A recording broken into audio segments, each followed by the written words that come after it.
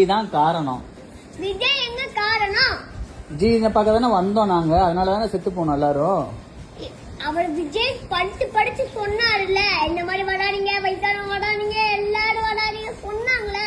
டயத்துக்கு வரணுமா இல்லையா விஜய்? அவர் ஏதாச்சும் ஆகி வீட்டுல இருப்பாரு.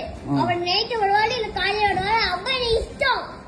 அவர் இஷ்டத்துக்கு எப்ப வேணாலும் வருவாரு. சரி, நீங்க எதுக்கு அது பேசணும்? இப்ப விஜய் பார்க்க வந்தாலும் பாவம் சின்ன குழந்தை எல்லாமே செத்து போயிடுச்சுல.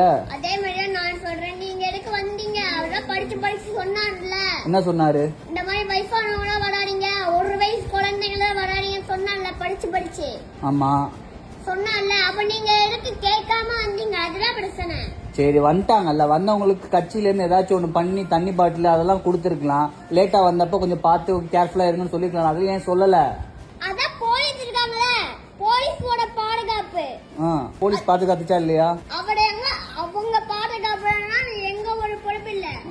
அவங்க விஜய்க்காக இருக்காங்க. இப்போ ஒருத்தவங்க செருப்பு எடுத்து எறிகிறாங்க, எல்லாரும் கீழே இருக்காங்க, மேல யாருமே இல்ல விஜய்க்கு பாக்கிறதுக்கு. விஜய் இப்படி நிக்கும் போது விஜய் நாள நிக்கிறாங்க, எங்க யாருமே இல்ல. இப்போ ஒருத்தவங்க செருப்பு எடுத்து எறிகிறாங்க, அப்ப அது யாரு பாக்குவா? அவர் பின்னாடி திரும்பி நிக்கிறாரு, அவரை பார்க்க முடியல. அப்ப எப்படி அந்த செருப்பாடு அவரை அவர் மேலேயே விடுக்கும்ல. அதேனாலதான் 2 பேர் இருந்தாங்க, கீழே போலீஸ் இருந்தாங்க. அது ஒரு போலீஸோட பாதுகாப்பு. போலீஸ் மேல தப்பா? போலீஸ் மேல தப்பு, விஜய் மேல தப்பு இல்ல.